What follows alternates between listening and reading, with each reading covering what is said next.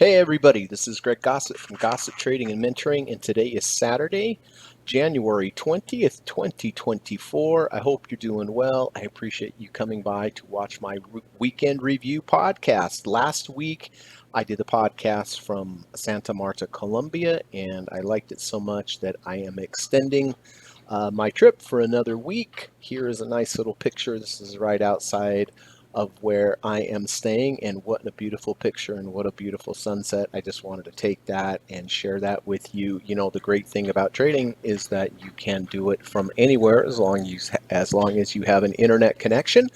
So it's a good occupation. It's a good skill to learn, to be able to trade, and like I'm showing you here, you can do it from anywhere. So thank you so much for coming. And here is the format of the podcast for today. First of all, we are going to run the U.S. legal disclaimer. Secondly, we are going to go over all the trades that I made last week. We're going to talk about when I entered the trade, why I entered the trade, what the strategy was, what the setup was, what the confluence of indicators that were aligning of why I took the trade. And then most importantly, we're going to talk about how I am going to manage the trade going forward. It's very important in trading that you have a process, that you know exactly what you're going to do, regardless of what the market does after you enter the trade. You know, when I look to enter a trade, I generally like to look for a confluence or a combination of indicators lining up or major support levels being rejected, letting the market show me that this level, no one wants to sell under this level here. And so and then having a very good risk to reward ratio. And so I position size, I find my setup, I position size, I place my emergency stop, I know where my end of day stop is, I take partial profits as if the trade moves my way. Once I get to a certain level, then I tighten up my stop by going into trailing stop mode. But this is what I'm going to show you today in the podcast. And so we'll go over all my trades, both on the daily time frame and the weekly time frames. We'll see how they're doing. Had a lot of winners, had a few losers as well.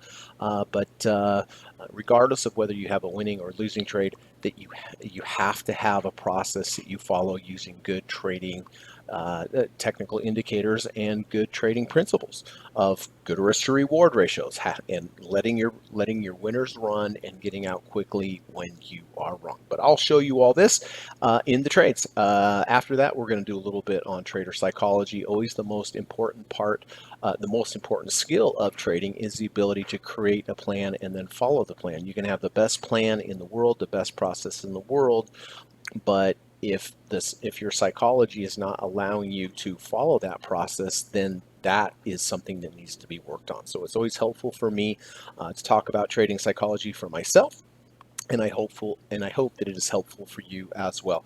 After that, I have gone down through my watch list, both on the daily time frames and the weekly time frames, and I have identified some potential trades for next week. They're not where they need to be yet. If they were, then I probably would have already taken them, but it's very important to me on the weekends to go through my watch list very slowly and methodically and look for levels that make sense to me. Look for important key levels that get rejected, and if they're not there yet, like I just mentioned, but if they come down to those levels sometime next week and reject those levels, then I will consider taking the trade. And it's nice because on the weekend when I go through and I mark these down, then I already have them done for next week. I'm not looking at them in the heat of the moment during the trading day. I'm looking at it when things are nice and quiet and saying, okay, here, XYZ. If XYZ gets down to here, then I'll consider taking the trade. If not, I'll just go onto a market that does get to my level. It's very important to be patient and be able to identify a level that makes sense to you and then wait for that market to get to that level and then consider taking the trade. If not, just get onto another market that does get to your level. And so I hope this is going to be helpful for you. Let's get started. Well, I guess before we get started, we better run the U.S. legal disclaimer. So let's get that out of the way, and then we will get back and we will get to the charts. All right. So hang tight while I run the U.S. legal disclaimer. About 40 seconds. Thank you. This video or live broadcast, like all instructional materials produced by Gossett Trading and Mentoring LLC, is created and published for informational and educational purposes only. Please carefully read and/or listen to the U.S. government required disclaimer before watching this video or live stream broadcast. The video link and disclaimer text are located in the description section of this video or live broadcast, here and here. Thank you so much.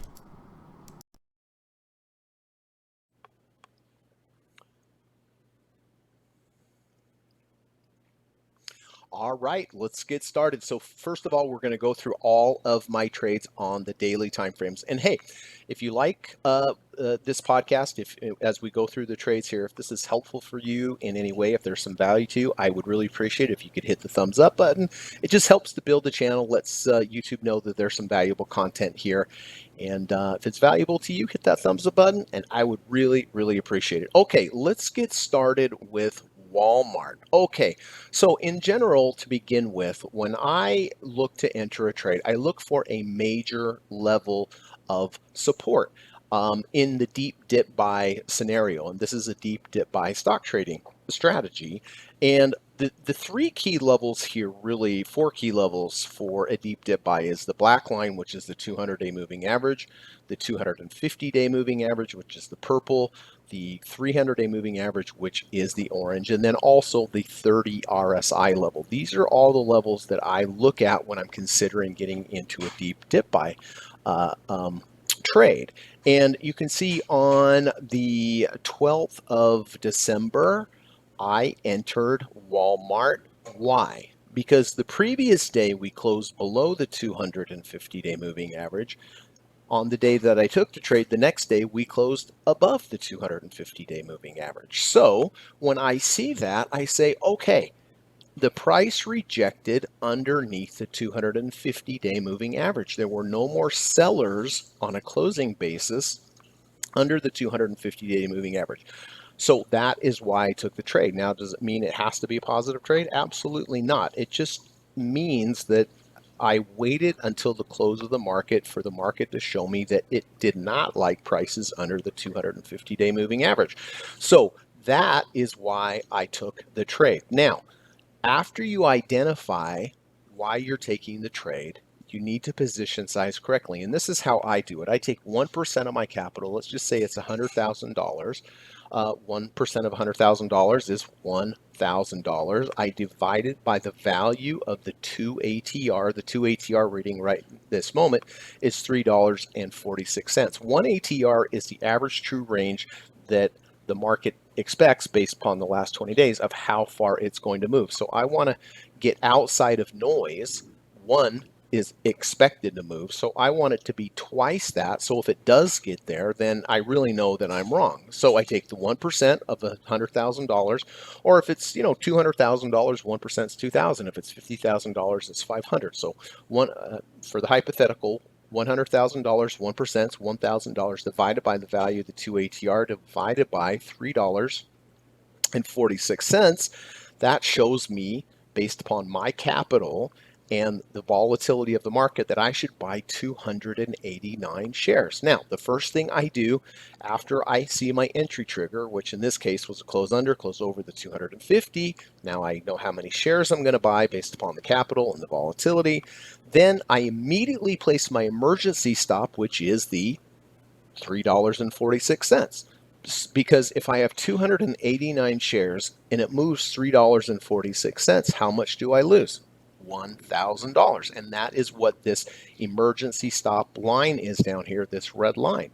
Now, if it gets there, I'm going to immediately get out. And yes, I would have lost 1% of my capital, but this happens very infrequently. It only happens about 5% of the time. The other 95% of the time, if I have a loss, it is not going to be the emergency stop. It's going to simply be a close below the 250-day moving average, the reason I took the trade.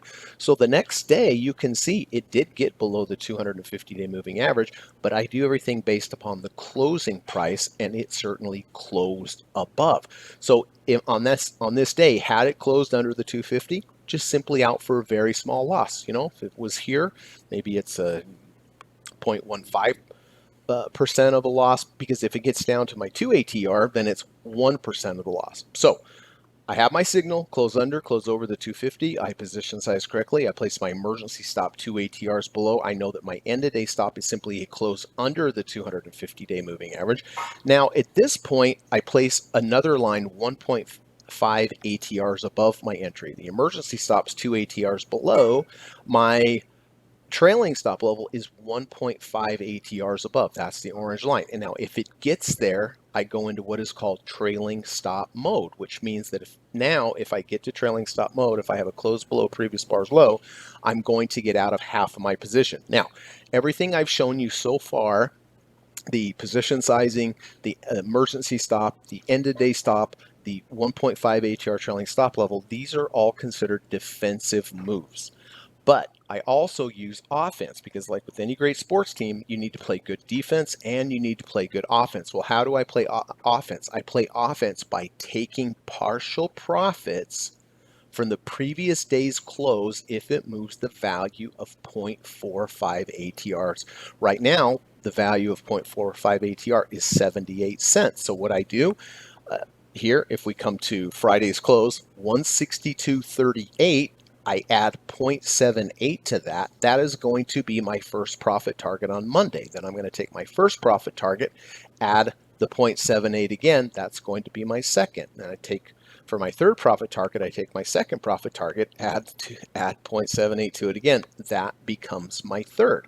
So anytime it moves, you can see after I bought it, the next day it moved up. It moved up more than 0.45 ATRs, or at least 0.45 ATRs, and I took 10% of the remaining shares that I have off.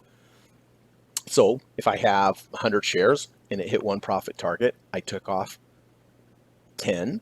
Now I have 90 left. So the next day I have 90 times 0.10 and so forth and so on. Okay, so as the price continues to move up, I take more and more and more off. It reduces my position size, it reduces my overall risk, and it locks in those profits. So let's start again. Reason I took the trade: under 250, close over 250. Position size: place my emergency stop 2 ATRs below. My end of day stop is a close below the 250-day moving average. Place my 1.5 ATRs above. If it moves up the value of 0.45 ATRs, I take profits. Very next day, moved up. I definitely took profits, partial profits, 10% of however many shares I had remaining. Then we moved down for a couple days, but we continued to close above the 250-day moving average. We went up again, took some more profits, got to trailing stop mode. 2 days later, I had my first close below a previous bar's low, and so I took off half of the remaining shares. Now, of course, we went up much higher than that. Am I bummed that I did that? Not really, because that's just what I do. If you get a close below previous bar's low, that could be a red flag that you're continuing to move down. So I sold half, totally fine. One of the best things in trading is to sell half, because if I sell half and it goes down, I'm glad I sold it higher. If I sell half and it goes up, I'm glad I still have half. So the next day we continue up. Next day we continue up, took some more profits. Sideways, up again, profits, sideways, up again, profits. Then we had a little bit of a move back down. And then we had this nice rally up here where I just continue to lock in profits, continue to reduce my overall position size. And right now, we are up here at 62.48. We have not got to 65 RSI yet. If I get to a 65 RSI reading and then I close below the 5 EMA, completely out of the trade. Alternatively, if we continue to move up and I reject the 70 RSI, if we get a rejection of the 70 RSI, then I'm going to take another half of the remaining shares that I have off. And then after it rejects the 70 RSI, if I get a close below previous bar's low, now I'm completely out of the trade. And if you're new to this podcast, you might think that sounds impossible. There's way too many rules. I know it does sound complicated, but it's really not. And by the way, if you are interested in learning all 5 of the trading approaches that I use and have used for 28 years as a full-time trader, I do teach a private one-on-one lesson in the evening time via Skype. It's a stock trading course. It's one-on-one, and I teach that one-on-one student for 15 hours. I teach you all 5 of the trading approaches that I use, all the rules. We do all sorts of simulation. I have taught people from absolute beginners all the way up to the hedge fund level and everywhere in between, all over the world. So, if you'd like to learn the skill of trading, I believe I'm a very good teacher. I've had a lot of good reviews and many, many, many students over the years. And so if this is of interest to you, I promise I will teach you everything that I know. And just reach out to me. My email is in the link in the description. And if you'd like to know more, near the end of the podcast, I'll mention that again. But keep it in mind, it's an investment in yourself, and I'm sure you'll be very, very happy that you did. Okay, so now we are 62.48 RSI. Again, if we get to 65 RSI and then close below the 5 EMA, I am simply out of the trade. If we continue up higher and reject the 70, I'll sell half. After selling half with the rejection of the 70, if I get a close below previous bar's low, then that's the end of the trade.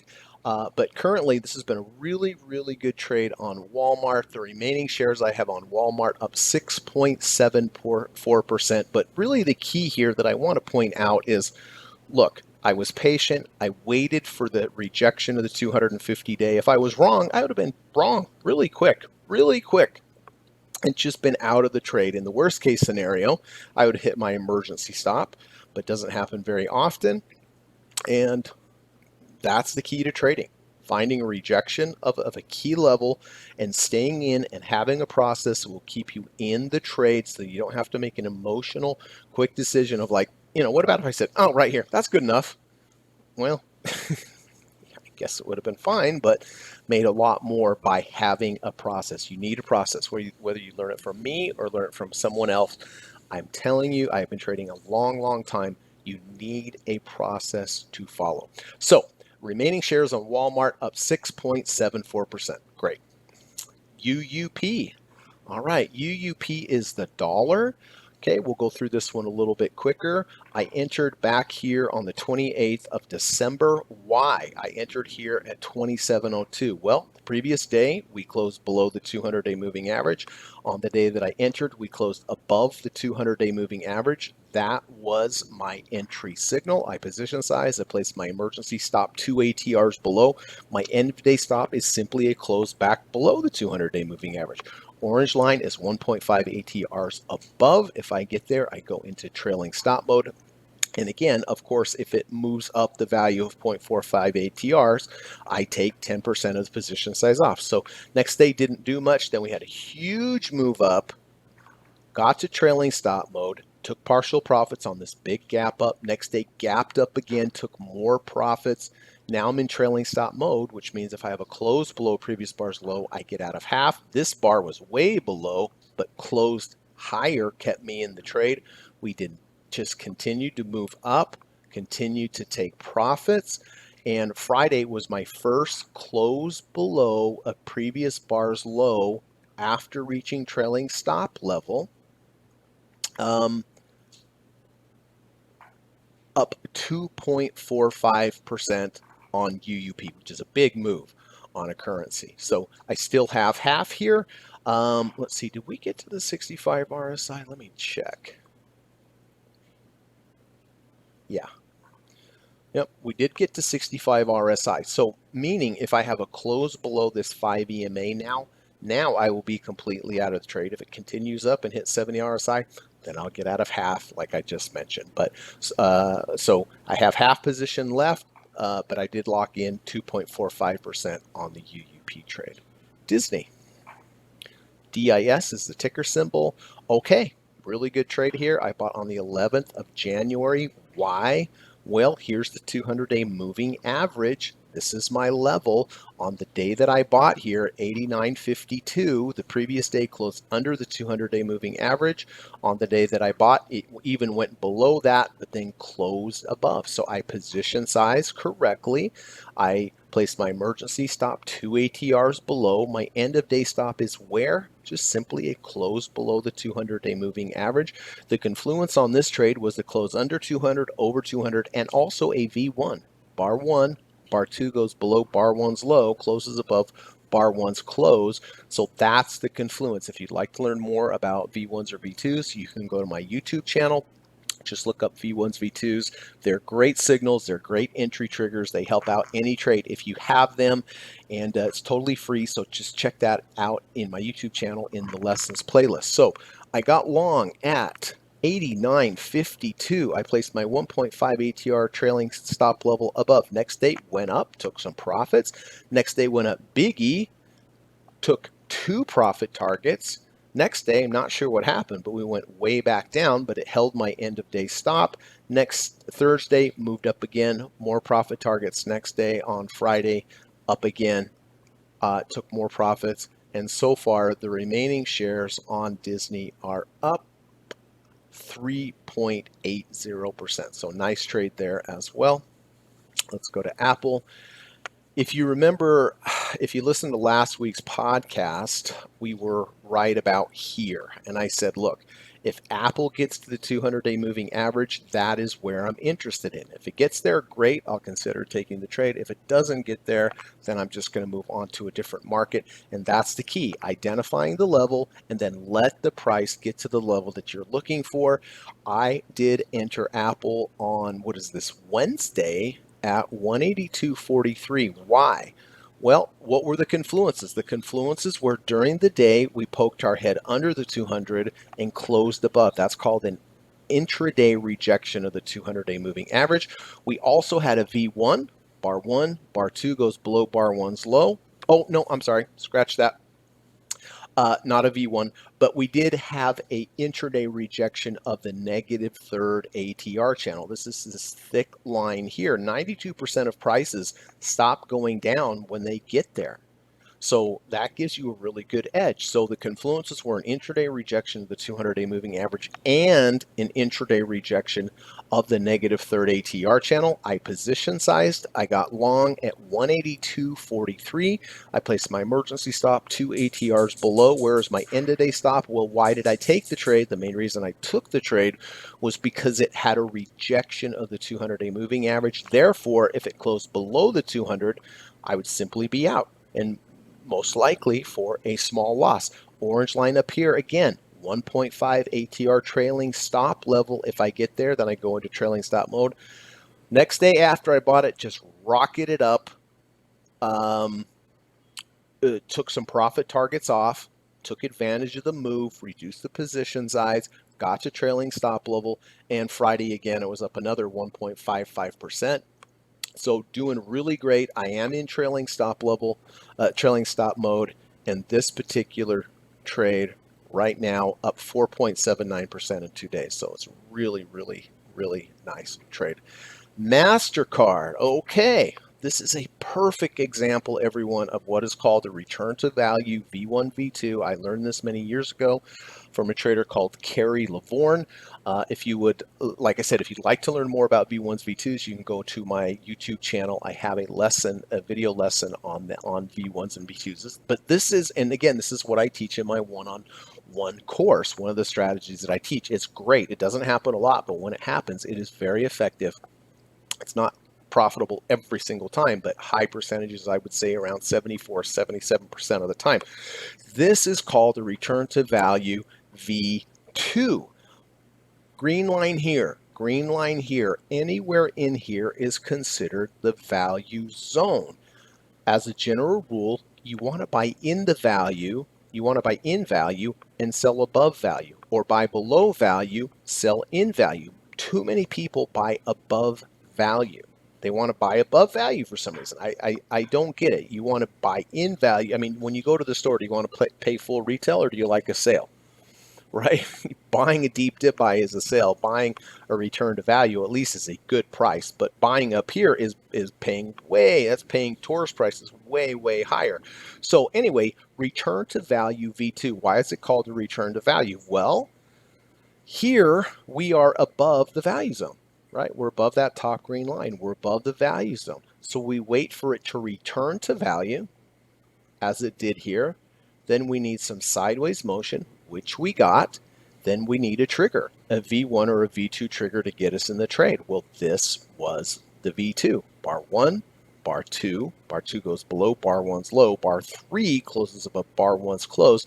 A perfect return to value sideways motion V2 trigger. I got long here 420.04. I position size as always. I place my emergency stop 2 ATRs below. Now, on a V1 or a V2, where is your end of day stop? Halfway of the washout bar, or in other words, in this case, halfway of the V2 bar. You can see I have this line here at 419. It's halfway between the low and the high of the washout bar of the V2. So if it simply closed below here, I'm simply out of the trade. That's it. Emergency stop down here, but the end of the day stops close below halfway of the washout bar. Orange line up here, what is this again? This is my trailing stop level. If I get there, I go into trailing stop mode. So I entered here, 420.04. Next day went up a little bit. Nothing to write home about, no profit targets or anything like that. Next day, up big, took some profit targets and got to trailing stop level, which means now if I have a close below previous bar's low, I'm going to get out of half. Then we just move sideways. We move sideways. We never got a close below a previous bar's low, so it kept me in the trade. Thursday was up nicely. Friday was up a lot, up 1.41%. Took more profits off there. This particular trade currently up 3.86%. And a key level here right now is that we are above the 70 RSI. This is very key, and it makes this trade very easy for me now at this point, because in the future, when we will close below the 70 RSI, then I'll simply get out of half. Those are the rules. If it keeps moving up, great. I'll continue to take partial 0.45 ATR profit targets. But as long as it holds above the 70 RSI, I'm going to stay in this trade. If it drops below the 70 RSI, I'm going to sell half. And then when do I get rid of the other half? Well, after it rejects the 70 RSI, then if I get a close below a previous bar's low, that is when I'm out of the trade. Or alternatively, the 5 EMA is in play because we're above 65 RSI. If we close below the 5 EMA, then I'm completely out of the trade. But again, I know sounds complicated. It's not. If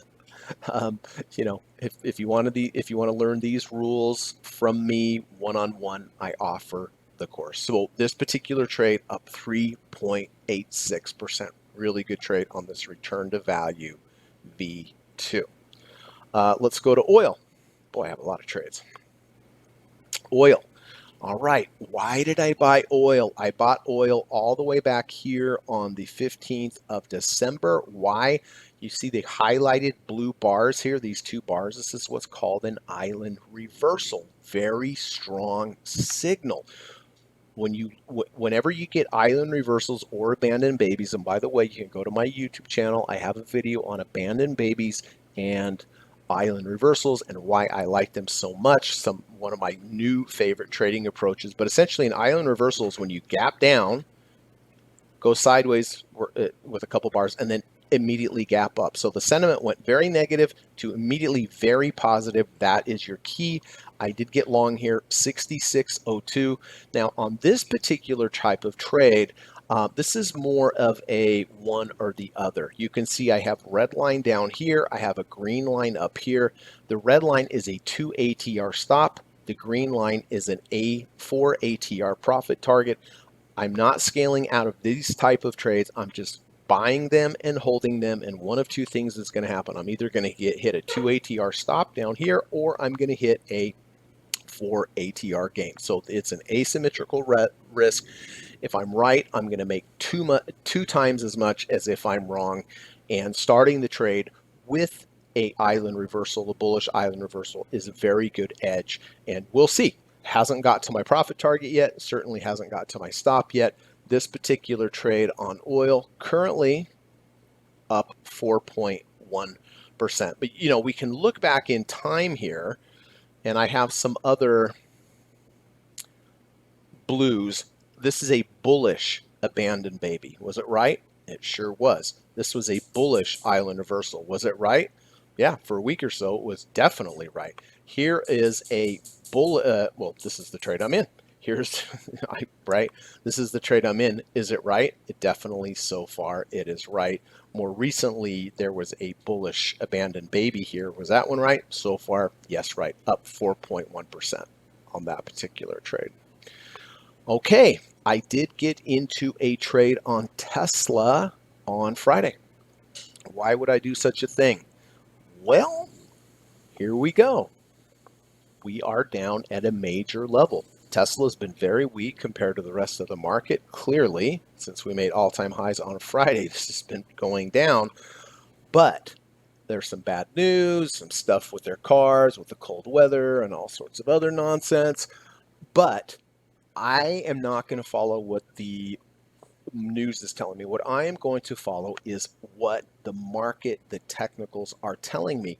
The technicals, look, here's the 300-day moving average. Same trade that I took the SPY on 2 months ago. Same trade that I took, I can't remember what it was, that we just, yeah, Walmart. No, that was 250, but it doesn't matter. It's the major moving averages.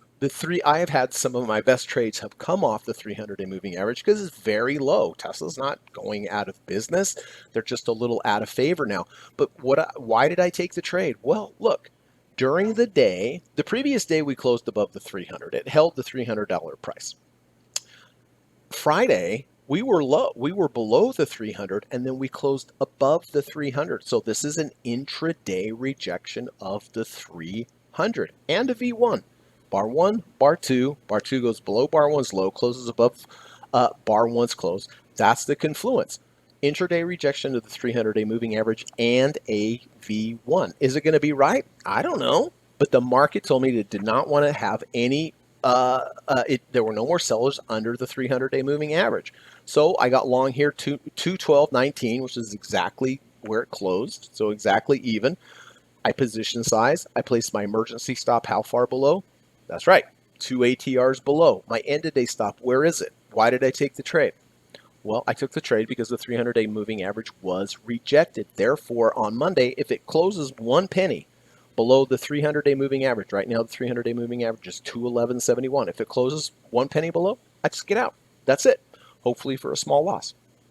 If it moves up, well, I'm going to take partial profits if it moves the value of 0.45 ATRs. Here's my trailing stop mode, 1.5 ATRs above my entry at 224.10. If it gets there, then I go into trailing stop mode. So this trade is completely set up. I was patient. I waited for a major level to be rejected. I position size. I placed my emergency stop 2 ATRs below. My end of day stop simply closed below 300. If it gets up to my trailing stop level, then I go into trailing stop mode. If it moves up the value of 0.45 ATRs, then I'm going to take partial profit. So the reason I repeated that all is I just want to show you I know exactly what I'm going to do on Tesla. I don't have to think about it, fret about it. I position size correctly. And that's it. The worst case scenario, yeah, I lose 1% and that's it. But it's very unlikely. And if it moves up, then I have the potential for a big up move. If I'm wrong, I'm most likely going to be small. And that's the key to trading. Keeping your losses small, having a process that lets you have large trades. And really what it comes down to is being very impatient with your losers. If it closes 1 penny below, I am simply out. But being very patient and having a process to the upside. So again, got into Tesla here, completely even on the trade.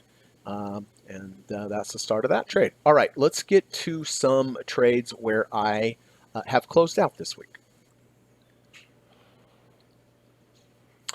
All right, let's get to the closed daily trades. All right, I have been talking about VIX on the podcast for several weeks, but I was waiting for the correct signal on VIX, and the VIX signal did come here on the 12th of January. Why? Well, there was a confluence of signals. This is a deep dip buy stock trading approach as well. On the day that I bought it at 1471. It went over the 30 RSI. The day before, here, let me show you.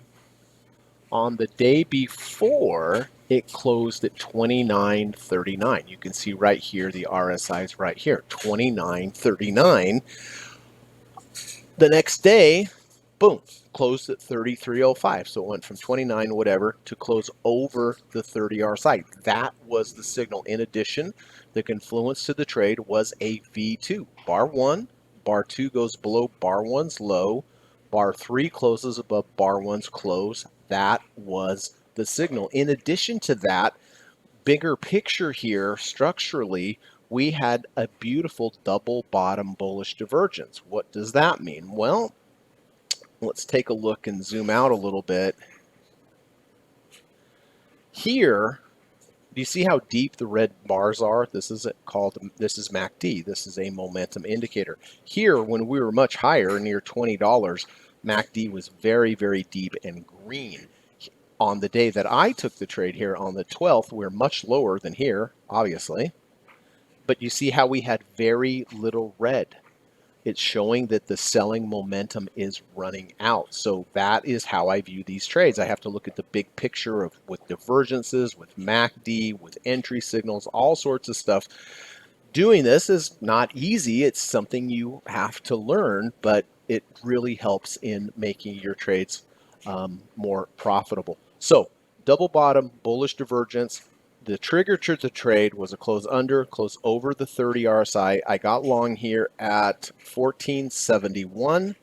Now, an under 30, over 30, I have a different set of rules for. Yep, more rules. If I have a 200, 300, 250-day rejection, I have a set of rules. If I have simply an under 30, over 30, I have a different set of rules, and they're a little bit stricter because under 30, over 30s alone tend to do exactly what happened. They tend to bounce like this and come back down like this. So I entered here at 1471. I placed my emergency stop 2 ATRs below. My end of the day stop is the opposite of why I took the trade. Why did I take the trade? Because it closed under 30, closed over 30. Therefore, if it closes under 30, I'm just going to get out of the trade. Next day, moved up very strongly, took off 2 profit targets, and it got to trailing stop level. So I've already reduced my position size, and I am in trailing stop mode. Next day, zoomed up again, took some more profits right near the top. But on this particular day, we rejected the 50 RSI. Let me take you back to the day that happened. You see how we closed at 48.24, but we were higher on the day. So we did get to 50 RSI during the day, but we rejected it. That's a red flag. So I took off half of the position for a gain of 7.35% in 2 days. Okay, next day, we closed below a previous bar's low. So under 30, over 30 rules call for me to be completely out of the trade. And that's what happened. So on the first day, we rejected the 50 RSI. I got out for a gain of 7.35%. The next day, when we closed below the previous bar's low, I got out of a gain of 4.42%. Now out of the trade. I'm glad because it was down another 2.53% on Friday. So closed out the trades for half at 7.39, closed out the second half for a gain of 4.42. So good trade, and just patient on this one. SPY, this one. I'm so glad to be out of this trade. It was a pain in the butt from the very beginning. But why did I take this trade? I took this trade all the way back here on the 20th of December. We had a V1 to the downside. We also rejected a fair value gap. I got short at 474.10, right near the top. Went down strongly that day. I got out of 20% of my trade on my profit targets. Also got to my trailing stop level to the downside because I'm short, which means now if I have a close above a previous bar's high, after reaching trailing stop, I will get out of half. I got out of half for a gain of 0.11%. Not a lot, but I'm glad it was still a gain. And the profits here from this move down. My stop was a close over the top of the order block here at 480. Got up, then had a nice move down where I took more profits off, covered more profits, Then we moved sideways. Then we moved up again, still holding my stop. Then we had a couple days down, which I'm glad because we took off more profits and more profits. But on Friday, we had the big, huge day up. did close up on my stop for a loss of 1.69%. But this is a good example, everyone, of But this is a good example of why. Okay, so on the second half of the trade, ended up losing 1.69%. But the more important part here is the process and the taking the partial profits and the trailing stop modes. You can see really minimize this trade because I took a lot of profits here. I took a lot of profits here.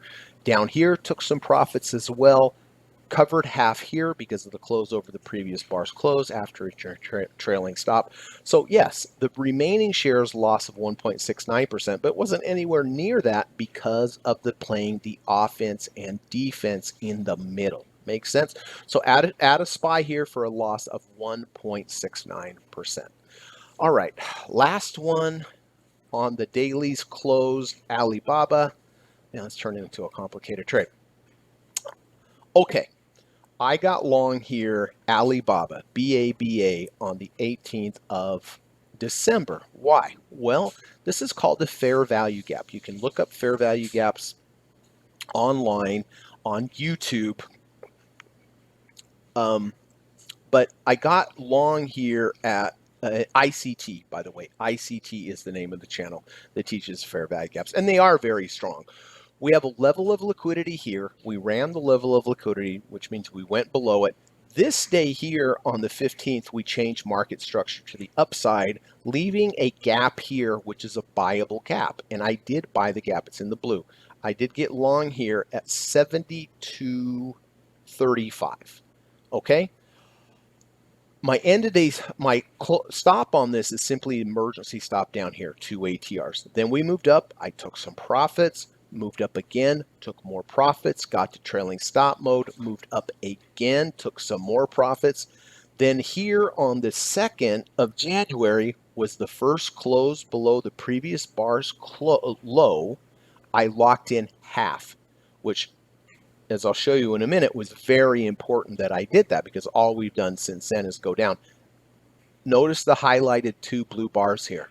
This is an abandoned baby. Check it out on my YouTube channel. This was a bearish abandoned baby. Was it correct? Boy, I would say.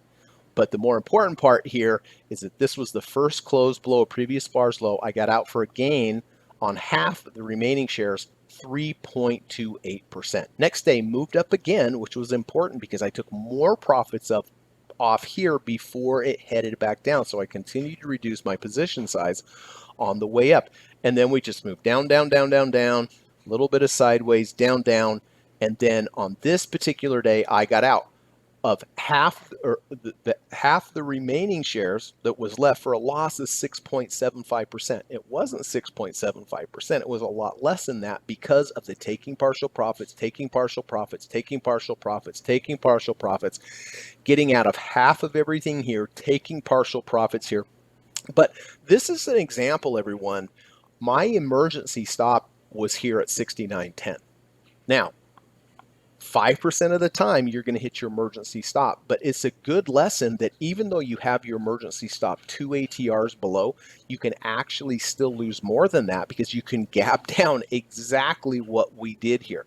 So the remaining shares on this particular trade loss of 6.75%, even more than my emergency stop. It happens occasionally. It's just part of trading. But out of BABA now, and then Friday we had a big reversal back up, which looks pretty bullish actually, but I'm done with the Alibaba trade.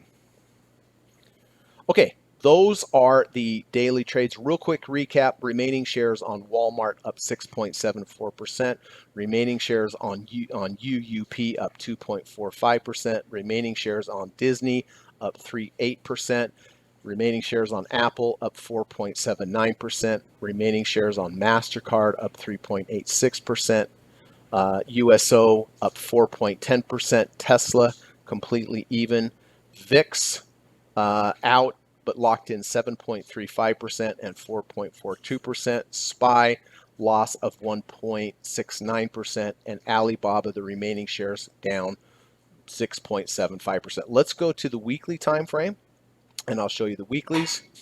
Oh man, I am tired of talking about this trade. I have been in this trade for so long. If I'm in a trade for so long, what does it mean, everyone? It means that it's a profitable trade.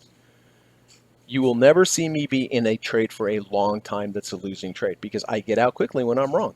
If I'm correct, I stay in. Here we go. One more time on XLF. I got into XLF back here on the 24th of March, 2023. Why did I get in? Weekly bars, by the way. The rejection of the 250-week moving average. I position size. I place my emergency stop 2 ATRs below. My end of week stop is simply a close below the 250. I place my 1.5 ATR trailing stop level above. If it moves up, I continue to take profits. Next week, moved up, took profits. Next week, sideways. Next week, moved up, took profits. Got to trailing stop mode. Then we had some sideways motion here, but I never had a close below a previous bar's low. Moved up, took some profits here. Here was my first close below a previous week's low for a gain of 6.42%. Locked that in. Then we moved up for a month, continued to take profits, partial 0.45 ATR profits. Then we had that big move down. This particular week here, the 27th of October, you see how we got below the 250, but yet closed back above. The market's respecting that 250-day moving average. The fact that it closed above that 250 kept me in for the rest of this move. Up here, profits. Up here, profits. Profits, profits, profits. So this particular trade, very, very strong. The remaining shares, I don't have a lot of them, up 19.08%. I am above 65 RSI. Therefore, this trade becomes very easy. If I simply get a close below the 5 EMA, I'm out of the trade.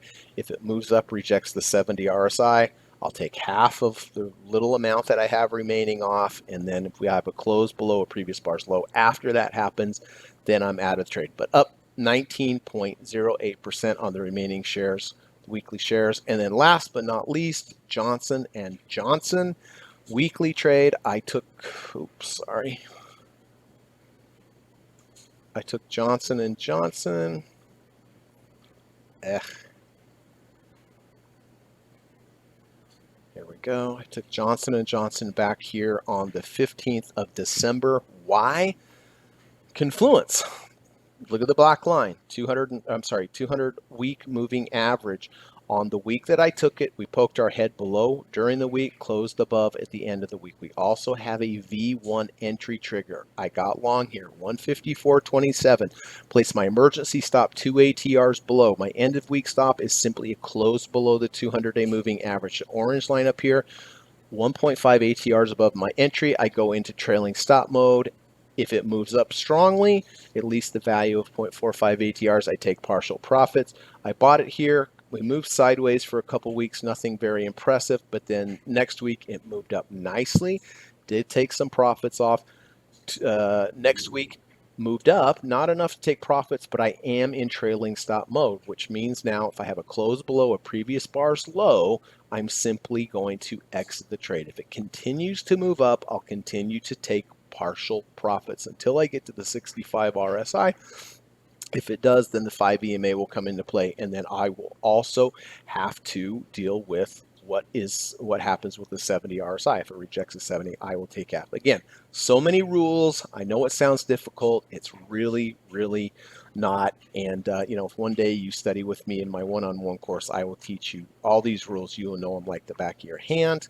And this particular trade up 4.59%. All right. Those are the trades. A lot of them.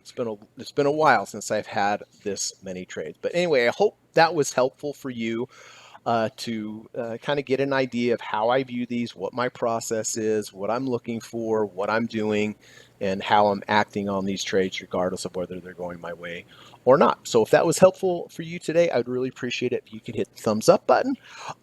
So we're going to talk a little bit about, before we get to my trades for next week and what I'm looking for, we're going to talk a little bit about trader psychology. So let's do that now. All right, this is from Peter Robbins. Peter Robbins, very smart man, great trader. He was featured in Unknown Market Wizards, the Jack Schwager book. And what a great trader. That's why he's in Market Wizards. That's why he's interviewed in Market Wizards. So let's see what Peter Robbins has to say. You can follow Peter Robbins at PR Robbins over on Twitter. And Peter says many traders spend years searching far and wide for the Holy Grail. What's the Holy Grail? Well, the Holy Grail, they're looking for some kind of indicator. They're looking for some kind of strategy which will guarantee them money. That's what the Holy Grail is. It does not exist. Many traders spend years searching far and wide for the Holy Grail, not realizing it is right in front of them each day when they look in the mirror, meaning you are the Holy Grail. You are what you've been looking for. But you have to make sure that if for you to be the Holy Grail, it's up to you what you do. It's up to you if you have a process. And more importantly, if you follow the process, you are the key to your success. You, not some indicator, not something on YouTube. There are many different ways to trade. And it's looking for rejections of level, getting out quickly when you're wrong, staying in quickly when you're right. But we overcomplicate things. So the Holy Grail, everyone, is exactly what Peter Robbins has to say. It's you. You are in control. You are the one that can control the process. But we have a lot of noise that comes from outside. We get emotional. We read the news. Get yourself a process that you can follow using good trading principles, good risk to reward ratios, and then follow it. You have to follow it. You are the Holy Grail. All right, sorry for ranting, but it's really true. And when I read this, immediately I said, oh, I have to talk about that on the podcast. So thank you very much, Peter Robbins. Again, follow Peter Robbins at PR Robbins over on Twitter. All right, everybody, let's get to the potential trades that I'm looking for next week. Of course, the market's very high. A lot of, in my opinion, it's a little overbought. Actually, not a little, but a lot on some of the major stocks. So, looking for something that's somewhat valuable here, looking for something that is near some at a discount, that's below value, that's on sale, that's at a level that we can key our trades off of. ARK. Okay, well, ARK had a huge run up. Guess everybody was glad they bought up here, way over above value, right? But now, I'm not making light of it, but I'm just saying that's why I never buy up in these areas. I want to buy someplace that's reasonable. Okay, ARKK, ARK. Well, look, I've drawn this blue box here. Here's the 200-day moving average. Here's the 250-day moving average. Here's the 300-day moving average. And of course, the 30 RSI will be down in this area. This is the place that I would be interested in getting long ARK if it gets there, but only if it gets there.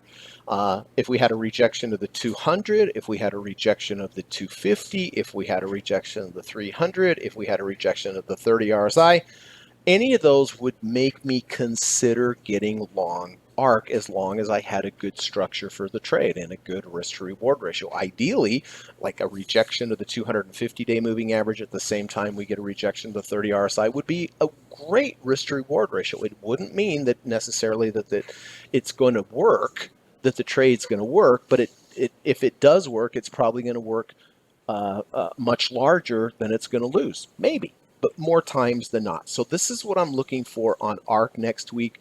Some kind of move back down, and yes, it's going to have to be a significant move down, and maybe it gets there, maybe if it doesn't. If it doesn't get there, fine. I just go on to another market. If it does get down there and give me the opportunity, and I have a good structure and I have a good confluence of signals, like maybe a V1 under 30, over 30 with a rejection of a major moving average, I may consider taking the trade. Now, I'm showing you 8 different symbols here. Theoretically, they could all trigger on the same day. Does that mean I would take all the signals at the same time? No. If these all triggered on the same day here, I would only buy the best one. And which one makes the best one? The one that has the most confluences of signals, the best risk to reward ratio, the confluences of signals. Which one looks better on the higher time frame? Which one has a better relative strength compared to the rest of the market? Again, these are what I teach in my class. You know, an under 200, over 200, okay, yeah, it seems pretty easy, but you have to take it in the aggregate. You have to look at many different things, different time frames, relative strength, and the confluences of signals that are happening at the time. And again, this is what I teach in my one-on-one lesson, how to put all these different time frames and basically add up a score so that if they all did trigger on the exact same day, I would know which one I would narrow it down to. Okay, hope that makes sense. So ARC looking for some kind of rejection of the 200, 250, or 300-day moving average, and also 30 RSI. If it gets there, I will definitely consider it. Boeing. Okay, well, Boeing, we had some news on Boeing because of their 730, 737 or 737 Maxes they had some issues with. I talked about this trade the day before we had this big move down. I said, look, if we reject the 200, the 250, or the 300, I would consider getting in the trade. Well, we zipped right through all of those. We did have a 4-day rally. Thursday, it did close above the 300-day moving average. I didn't get in here. Friday, we did close above the 200. I also did not get in here. Why? Well, because, and I definitely could be wrong, but we have fair value gap from here to here. Now we are back in the gap. This is really considered a little bit of a negative situation. Yes, we had this big move down. We did have a bounce for sure. But the other side of that is we are kind of in this bearish fair value gap. So that being said, I decided to pass on the trade, and a higher low close, whether or not you're doing a higher low V1, V2 or using major moving averages, a higher low close is always better. So what I am looking for, and I could be wrong, I could be right, but what I am looking for is for Boeing to come back, test this 300-day moving average, come back down, test it, reject it, close above. That would give me a higher low close above the 300. See, this came from a lower low, close above the 300. If we were to pull back here, retest the 300 and then close back above, higher low closes tend to trend. Lower low closes tend to bounce and fail. Okay, so two things here. Either a rejection, a pullback and check, a retest of the 300-day moving average, or a pullback and retest of the 30 RSI. So these are the two areas that I'm looking for on Boeing. It might just continue up, and if it does, I'll miss the trade. That's fine, but good for the Boeing shareholders. But that's what I'm looking for. A back test, retest the 300, or a back test, retest the 30 RSI. Cameco. Okay, Cameco, CCJ. You can see I've highlighted in blue here. What is this? This is an island reversal. We gapped up. Really good news. And then we, boom, gap down. This is very, very bearish. So I'm looking to get short. But I'm looking to get short. You see I drew the green line here at the bottom of the island reversal. See how we gapped up and then we gapped down. This is the low of the reversal. Here, if we get back up here to 48.70, I will consider getting long. Consider getting short here. If I do get short, I'll place a 4 ATR profit target below, a 2 ATR stop above. That's what I like to do mainly on island reversals and abandoned babies. So if it just continues to go down, oh well, that's all. That's it. But if we do come back up, get up to 480.70, I'll probably wait till the end of the day. I mean, even if it got up here, I would also take it. But the top, in my opinion, the short-term top is in. Therefore, any reversal back up into the resistance at the bottom of that island reversal, I would consider getting short. GDX. Okay, well, GDX has had a big move down here. What caught my eye on GDX is, of course, we have down a very strong move. Abandoned baby to the downside, by the way. Did it nail it? It certainly did. But we are moving sideways. And so why is that important? It's important because it's showing that now there is basically an equal amount of buyers and sellers, and that's why you're moving sideways. If there were more buyers, we would be going up. If we were more sellers, we would be going down.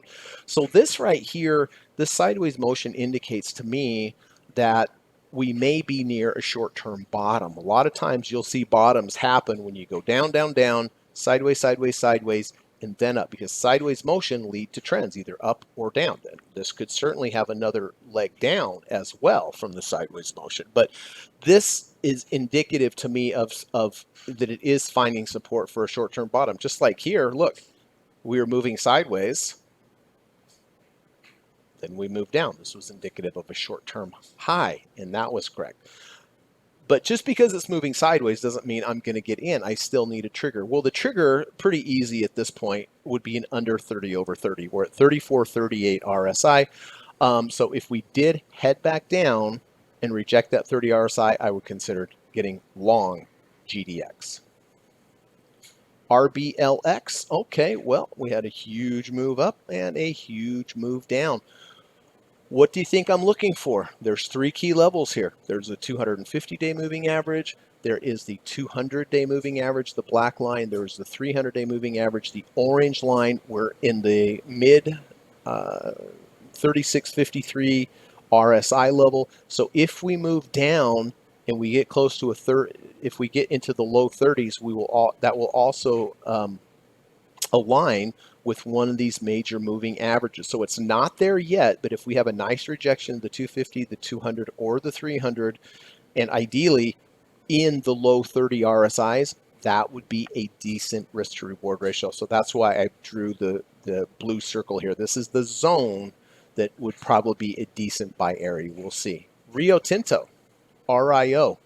Okay, abandoned baby, bullish abandoned baby. We gapped down for one day, gapped right back up. This is showing that sentiment was very bearish to the downside, and immediate sentiment moved positive to the upside. Now, you see that I drew the green line here. This is the high of the bottom of the abandoned baby.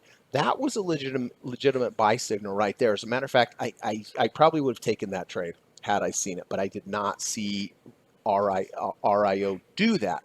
But this would have been a fairly decent area to get long, and you can see it barely went under that and then reversed back up. So next week, really what I'm looking for is go back down, test inside this blue area here, maybe get a V1, V2, or even if we break down from that low, we have a lot of support down here with the 200-day moving average and the 250 and 300. So kind of the zones are right where it's at right now if it doesn't go below this abandoned baby, or down in this area here would make a lot of sense. Okie dokie. Let's get on to Tesla. Now, of course, I did already go long on Tesla on Friday because of the V1 and the close back above the 300-day moving average, the orange line. Now, had I not gotten long there, we are still at a 29.19. So next week, had I not been in this trade, a close back above the 30 RSI would also be a legitimate entry. And again, we already closed over the 300-day moving average, but if we close back above the 30 RSI, that will also help my trade here. But again, if I wasn't in this trade already from the 300, I would definitely consider getting into Tesla with a close over the 30 RSI. Right now, we're 29.19. We do have earnings coming up, by the way, on the 24th of what month are we in? January. Now, I never hold through earnings. If you know, holding through earnings is a great way to make a lot of money very quickly, but it's also a great way to lose a lot of money very quickly. And we always want to be good custodians of our funds and not put ourselves into positions where we could lose a lot. So I have a policy: I never hold through earnings. So even though I'm in this trade from Friday, I will exit this trade before earnings. But again, you know, if I was playing this for 2 or 3 days prior to earnings, just to close over 30 would also be a legitimate entry signal. Last but not least on the dailies is UNH. I've drawn the blue box here of where the zone would be, and it makes sense. Look, we're at 31.66 RSI. The 300-day moving average is below us. The 250-day moving average is below us. If we go down to a 30 RSI, we will be down near the 300 and or the 250. So that would be a good, we're already at the negative third ATR channel. Remember, not about 92% of prices stop going down there. So this area in here, either a close back above the 200 would be legitimate.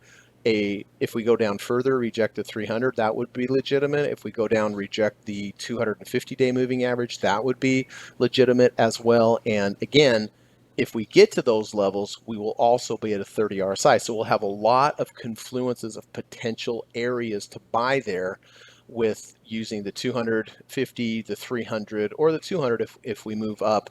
But in my opinion, this is a very good location right here for a potential trade if we reject these major moving averages. So real quick recap, ARC, I'm looking for, if we move, we have to move down significantly, but if we get down to the 200, the 250, the 300, that would be an interesting area there. Boeing, I'm looking for move back down to test the 300-day moving average and or the 30 RSI for a potential entry. Cameco, looking for a short based upon the island reversal here for a 4870 or higher. GDX, looking for simply an under 30 over 30. RBLX, looking for a rejection of the 250, 200, or 300. Rio Tinto, looking for some more support holding here with the abandoned baby, or if we break down and go lower, certainly the 250, 300, or 200 down in this area. Tesla, possible close above the 30 RSI, and again, UNH, somewhere here, close above the 200. I would prefer it lower at the 300, 250, and or confluence with the 30 RSI. So those are the dailies. Hopefully that's helpful there. Let's take a look at the weeklies. Have some interesting weeklies here, by the way. Last week had nothing, but now have some potentials. Anheuser-Busch, on the weekly, we created Abandoned Baby. I mean, look at, Budweiser just went up, up, up, up, up, nonstop, up, up, up, up, up. But then look at the Abandoned Baby that happened here, straight down from there. If we go over to the weeklies, because I'm looking at weekly bars here, the bottom of that Abandoned Baby is 64.30, about $1.30, the $1.29 up. If we get back up to the bottom of that Abandoned Baby, I will consider getting short on the weeklies. FedEx on the weekly. Again, I showed you on MasterCard return to value V1 or V2. Well, here's the value zone, the two green lines. We moved up. We certainly came back into the value zone. Now we have moved sideways. So next week only, if we get to close above 248.57, this will be return to value V2 entry in the value zone. Really good, but only next week, and only if it closes above 248.57 will I consider taking that trade. The Russell 2000, well, I didn't buy this on Friday. I'd like to see it come back and test this 200 week again and give me a little better risk to reward ratio. This risk to reward ratio really wasn't that great, and it was above the value zone. So if we could come back into the value zone, retest that 200 week, and it not close above the value zone, then I would consider getting long IWM. CarMax, okay, here we go. This is another V2, but this is a higher low V2. First rule on this, here's the value zone, top of the value zone, bottom of the value zone. On this particular setup, we need to be below the value zone, rally into the value zone, pull back, ideally with MACD being green, which it is. So next week, the potential trade on KMX is a close above 69.59. That would be a higher low V2 in the value zone. Nike, again, above the value zone, return to the value zone. Now, 2 days of 2 bars of sideways motion. Next week, if we close above 105.06, that would be a return to value, sideways motion, V2 entry. I would consider getting long there. Pfizer. Well, we have this bottom here. Now we've rallied. If we come back down and test this low, we will have a double bottom bullish divergence in place. It's not a buy signal, but big picture is a very strong signal. We would still need the trigger. The trigger would be an under 30 over 30. Earnings are coming up here at the end of this month. That may get us there. I'm not expecting it to happen next week, but in the next few weeks, if we do come down, retest this bottom, get an under 30 over 30. Maybe earnings are bad. That's what happens. Then I would get long there. Tesla on the weekly, may happen next week or may happen after earnings, but if we do close above the 200, we would have a close under, close over the 200. That would be interesting as well. VIX, get rid of all that. VIX right now on the weekly is the 2768, so I would be looking for a close over 30 RSI. MACD is still green here, so this is actually very bullish, even though it looks very bearish.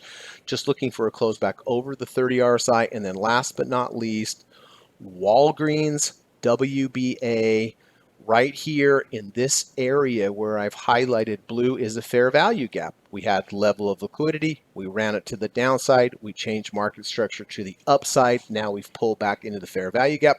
This technically right here, right now, is a legitimate entry because we're in that fair value gap after the structure change. But what I'm looking for is, because I'm very patient to get in this trade, if we come down to $21, the bottom of the fair value gap, that will be my entry, because then a close below this swing low here would be my exit, of course, with my 2 ATR below. So I'm in no rush to get into this trade, only if it gets to the level that I want, which is the bottom of the fair value gap, $21. So it's $1 lower.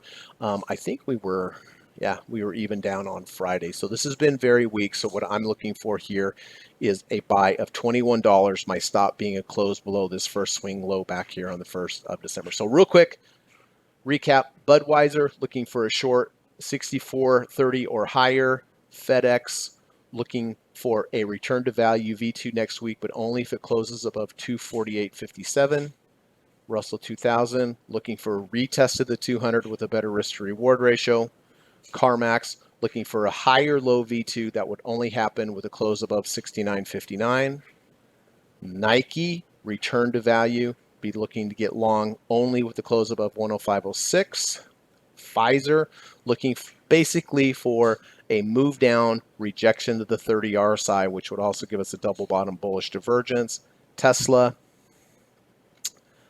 potential close above the 200-week moving average. But again, we have earnings. So on this one, I probably would wait till after earnings to see a close above the 200, but it might get there. VIX looking for a close over the 30 RSI, and Walgreens looking for a move down to $21, the bottom of the fair value gap. So, and again, everyone, here are 9 symbols. It's possible that all of them could trigger all at the same time. But again, I would not buy them all. I would narrow it down to the very best one, the one that has the best signals, the most confluence of signals, what looks best on the higher time frame, what's has better relative market strength compared to the rest of the market. And again, this is what I teach in my private one-on-one lessons. It's 15 hours. I teach 5 sessions. Each session is 3 hours. We go through all the 5 different trading strategies that I use.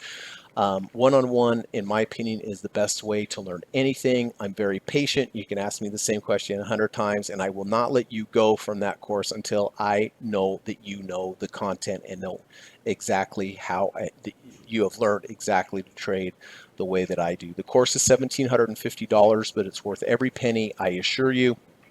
And I know you'll be happy that you took the course. So if you're interested, just please send me an email and we can get the conversation started. As an option, if you're not in the position financially to do the one-on-one course, I have a good alternative. It's very affordable. I do have a video course available online at udemy.com. The link's in the description. You can take that course. 9.5 hours of video, 26 videos total, and I teach you step by step how to trade the deep dip buy stock trading strategy. And that the majority of the trades that I showed you in this podcast today were were the deep dip buy strategy. So it's a great course. I've sold many of them around the world. I've got great reviews, great feedback. So consider that. The link's in the description. Again, if you like the podcast today, I would appreciate if you could hit the thumbs up button. It really does help out the channel, helps build the channel, lets YouTube know there's some valuable content. And then last but not least, always most important, please everyone, try to go out and do something nice for someone today. Try to make it, just part of your daily routine where you do one nice thing for another human being. It really would make the world a better place.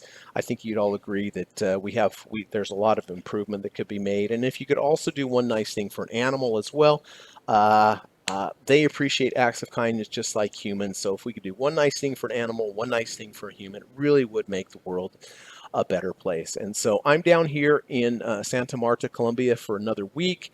Wish you were all down here with me. It's very nice. It's very beautiful and warm. I really enjoy it. And I'm really not looking forward to going back to the cold weather. So that's why I decided to stay another week. So if you have any comments or question about anything that I discussed in the podcast today, feel free to put it in the comment section. I will do my best to get to it. But I appreciate you being here. And God willing, I will see you next week. And we'll talk about what's going on in this market. But please be careful. We're at all-time highs. Doesn't mean you need to go rush and piling in with a lot of FOMO. Who knows? We may continue higher. I really don't know. But we also may come back as well. So be patient. Wait for your signals. Have a process. Find yourself a process, whether it's from me or someone else. But it's very important to do. But I really appreciate you being here, everyone. And like I said, hopefully I will see you next week. And on the way out here, I have to run the U.S. legal disclaimer. So thanks again, everyone. Really appreciate your time. Take care. Bye-bye.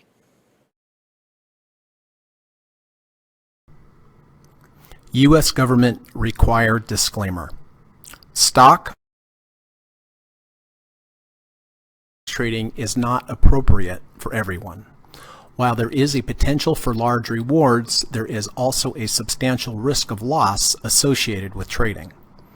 The material in this video or live broadcast is not geared towards any particular individual or to any particular financial situation and is not intended to meet the particular investment objectives of any viewer. This video or live broadcast, like all instructional materials produced by Gossett Trading and Mentoring LLC, is created and published for informational and educational purposes only. Any and all information contained in, implied, or referenced by this video or live broadcast is not to be construed as investment advice, and no representation is made that any individual or entity involved in production of this video or live broadcast is an investment or financial advisor or is registered or authorized to give any financial advice. We are publishers and educators only. Therefore, the various producers of this video or live broadcast will not accept liability for any loss or damage of any kind which may arise either directly or indirectly out of the use of any of this material, including any loss of profit. No representation is made that any account or investment will or is likely to achieve the profit or losses demonstrated. We recommend consultation with a licensed and qualified professional before making any investment decision. This video or live broadcast is not to be construed as an offer to buy or sell any security, financial instrument, or financial product of any kind. Notice is hereby given that any individual or entity involved in production of this video or live broadcast or their clients may have an interest in any security, financial instrument, or financial product mentioned or referenced. Any simulated or hypothetical performance result depicted does not represent actual trading and therefore may under or overcompensate for the impact of various market factors such as lack of liquidity. Thank you.